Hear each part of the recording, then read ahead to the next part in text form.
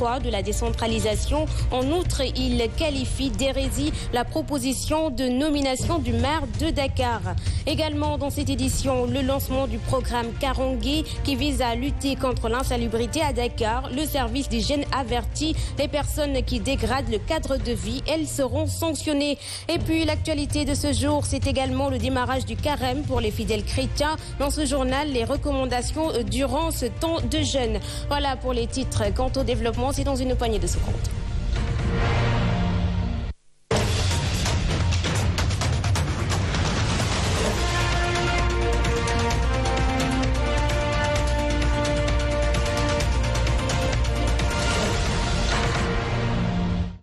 Mesdames, Messieurs, merci de nous accueillir chez vous. Tout d'abord, sachez qu'un deuxième corps a été repêché ce mercredi aux abords du Cap Manuel. Il s'agit des 3 pêcheurs de Soumbédioum qui avaient disparu en mer jeudi dernier. Les recherches se poursuivent pour retrouver le 3e pêcheur ou son corps, Mohamed.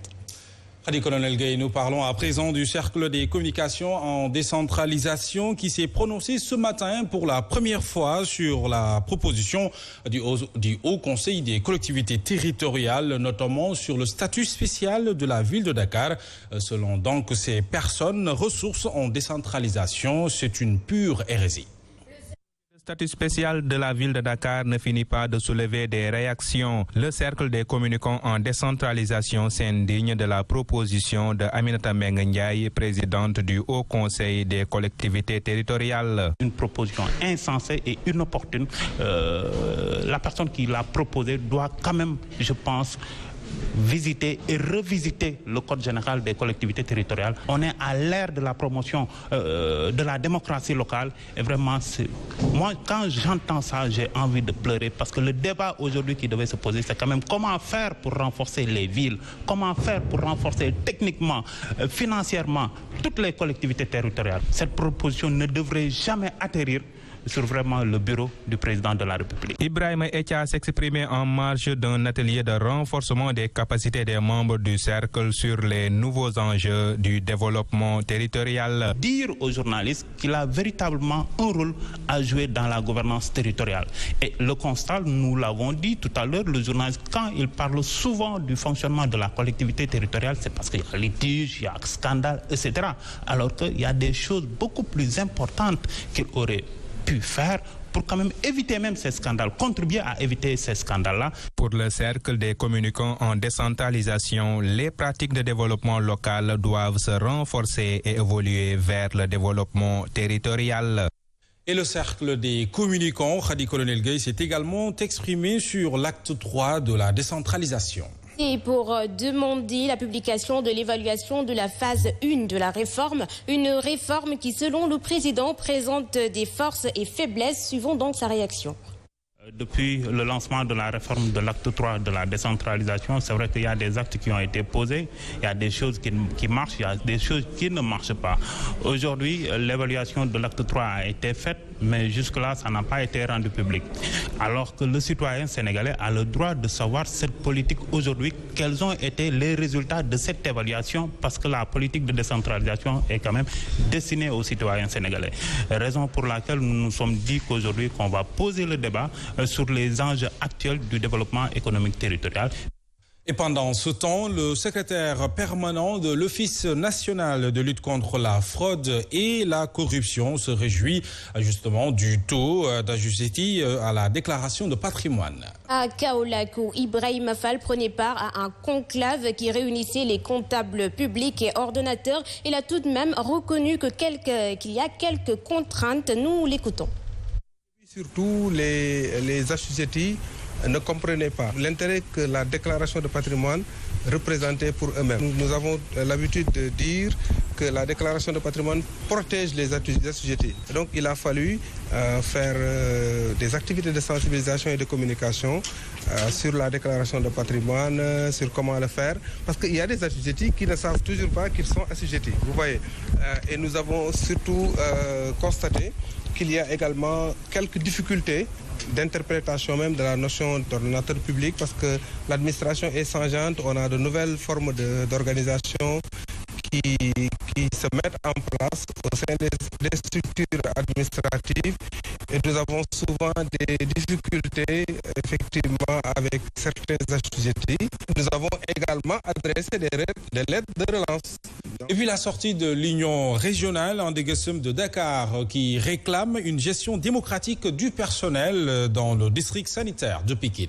Ndegesseum, qui a fait face à la presse, dénonce par ailleurs le non-respect du code du travail dans ce district. Le président de l'Union régionale qui brocarde la gestion du médecin-chef réclame aussi l'ouverture d'un compte bancaire dont les co-signataires seront le médecin-chef et le gestionnaire, suivant ses explications. Pour les gérer dans un district ou bien dans un centre de santé, cette gestion répond à des critères. Les critères, c'est d'abord la démocratie. On doit ouvrir les postes et gérer le personnel d'une manière démocratique. L'affectation devrait répondre à des critères de qualité, à des critères de performance. Donc ça fait partie des éléments. L'autre élément, nous l'avons décliné tout à l'heure, c'est par rapport à la prise en charge du personnel, des ASC, les agents de santé communautaire du district, par rapport à leur motivation de 25%. Donc pour leur paiement, on doit leur payer chaque mois selon 25% des recettes issues des recettes du district. Maintenant, ces 25%, la gestion aussi, elle n'est pas transparente. Et puis retenez qu'une délégation de la Banque européenne d'investissement a effectué ce matin une visite sur le site du château d'eau des Madeleines et à la borne d'eau de Niayes Thioker. La BEI a participé au financement du programme eau potable et assainissement du millénaire qui a permis justement la réalisation de ces infrastructures. Le PIPAM, un programme qui a déjà desservi plus de 500 000 personnes par des branchements domiciliaires. Des réalisations saluées par la directrice de la Banque européenne d'investissement et qui ont permis au Sénégal d'atteindre les objectifs du millénaire pour le développement en 2015. Plus de détails dans ce compte rendu signé Younoussa Baldé. Première étape de la visite, le château d'eau des Madeleines. Ici, la délégation de la Banque européenne d'investissement a eu droit à des explications détaillées sur les résultats du programme eau potable et assainissement du millénaire PEPAM. Le PEPAM, qui est un projet de 40 milliards de francs CFA, avait une très forte contribution de la BI et qui a profité à pratiquement 14 régions du Sénégal au profit de 600 000 personnes. Donc c'est un projet très ambitieux. La Banque européenne d'investissement accompagne le Sénégal pour l'accès à l'eau potable pour tous. Les projets, ils avancent très bien. Il y a déjà des projets qui sont finis et qui sont en train de faire l'approvisionnement de l'eau. Il y a des projets qui sont en cours et nous allons parler de nouveaux projets aussi pour le futur. Certes, des réalisations sont faites, mais des défis à relever sont encore nombreux, reconnaît le directeur de la SONES. Aujourd'hui, les projections nous font croire que la population risque d'augmenter de près de 50% d'ici 2035. Et Dakar, Thiès et la Petite Côte, c'est 80% de nos besoins. C'est la raison pour laquelle des partenaires comme la BI nous accompagnent dans la construction d'une nouvelle usine qui va venir pour augmenter de façon très substantielle la capacité de production. La visite s'est terminée à la borne fontaine de Niayes Thioker réalisée par la SONES pour atténuer le calvaire des populations riveraines.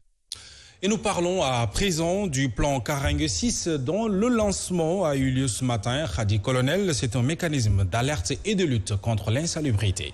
Ce plan a été lancé ce matin, Mohamed, par le sous-préfet des Parcelles Assainies en présence du maire de la Patte d'Oie. Il sera mis en œuvre par le service d'hygiène qui met déjà en garde les contrevenants. Plus de détails dans ce reportage signé Tidjane Diallo. Les délégués de quartier et la brigade des services d'hygiène que le sous-préfet de l'arrondissement des Parcelles Assainies a procédé au lancement du plan Karangue 6. Le plan Karangue, c'est un mécanisme d'alerte et de riposte pour répondre aux défis et mutations liées à l'insalubrité. Interpellé sur l'épidémie coronavirus, le major Allangom affirme que le service d'hygiène a pris toutes les dispositions. C'est le service d'hygiène est à la pointe de cette guerre. Nous avons des détachements aux ports, aux frontières et dans les postes frontaliers et les agents sont préparés intellectuellement et matériellement pour faire face à cette épidémie. Des sanctions sont prévues au cas où les gens ne respectent pas les mesures établies. Des sanctions extrêmement importantes. Le dépôt de gravats, le dépôt de ferrailles et d'épaves et le vidage de fusils de délit. Les peines d'amende, c'est de 200 000 à 2 millions et les peines d'emprisonnement de 2 mois à 2 ans. débarrasser la capitale des ordures est l'objectif fixé par la brigade des services d'hygiène. Et nous parlons de tout à fait autre chose dans ce journal. La tension dans la coalition Macky 2012 est loin de s'estomper. Les femmes sont entrées dans la danse pour brocarder justement Maître Moussa Diop, le coordonnateur. Face à la presse cet après-midi, elle l'accuse de s'appuyer sur la coalition pour ses ambitions personnelles, à savoir les locales et la prochaine présidentielle, suffisant pour elle, pour qu'elle lui retire plutôt sa légitimité à parler au nom de la coalition, suivant les explications de la chargée de communication. Il s'agit de Koumba Guissé. Décision qu'il aura à prendre dans le futur ne peuvent engager les femmes de la coalition Macky 2012. Maître Moussa Diop n'a plus aucune légitimité pour prendre des décisions pour le compte de la coalition Macky 2012. La suspension de l'ex-coordinateur de la coalition Macky 2012 est née dans sa volonté délibérée et rampante de dissoudre la coalition dans son propre parti, une option dissimulée qui permettrait à terme à Maître Moussa Diop de se préparer à la présidentielle de 2024. Khady Colonel Gueye, le service d'hygiène de Rufisque appelle les communautés éducatives à doter les écoles de bacs à ordures en plus du reboisement. C'était ce matin, Mohamed, à l'école Tataoumi à Rufisque Nord, où le comité éducatif a reçu une délégation de l'armée et du service d'hygiène. Une occasion pour ces deux corps de sensibiliser sur les valeurs civiques et citoyennes. C'était en présence de Cheikh Ahmed Tidiane Seck. ak l'armée bi la ñu delloo njukkal ci l'école bii di Tataoumi nekkoon it occasion ci àddu ci cet gertetal gi ci l'école yi. mais li nga xam ne moo gën a am solo di xool xale yi li nga xam ne moom la ñuy jëfandikoo ci école bi wàllum lekk ñu ngi contrôler parce que am na ñoo xam ne dañu ñëw di jaay ay xale yi ay produits yoo xam ne date bi dafa passé te loolu baaxul ñun aussi ñu ngi xool loolu bu baax a baax te kuñ ci jàpp dañ koy teg ay daan yoo xam ne dina metti ci moom. fii cadre de vie mooy lan bâtiment yi nga xam ne mooy abrité xale yi dafa war am sécurité beneen bi mooy hygiène et assainissement école bi dafa war a am ndox dafa war a am ay lavabo fonctionnel dafa war a am ay bac à ordures dafa war a am également ay corbeilles ci classe yi. Cet élément justement en wolof qui s'est invité dans cette édition. Et puis nous poursuivons de plus belle l'essentiel de ce journal. Khady Colonel Gueye, ce 26 février marque justement le démarrage du carême chrétien, 40 jours durant lesquels les fidèles catholiques sont invités aux jeûnes, à la prière et à l'aumône. Un temps de conversion qui débute avec le mercredi des cendres qui ramène l'homme à sa simple condition. Poussière, il était, poussière, il retournera. À la paroisse Saint-Paul de Grand-Yoff où de nombreux fidèles se sont réunis pour la prière. Le prêtre est revenu sur la signification des cendres, non sans oublier d'insister sur les recommandations en cette période. Un reportage signé Mamba Ndiaye. Des fidèles très attentifs écoutent l'homélie du prêtre. Allez voir la définition de ce jour. La messe est ainsi dite. Les fidèles forment une queue pour se faire tracer sur le front le croix en cendres.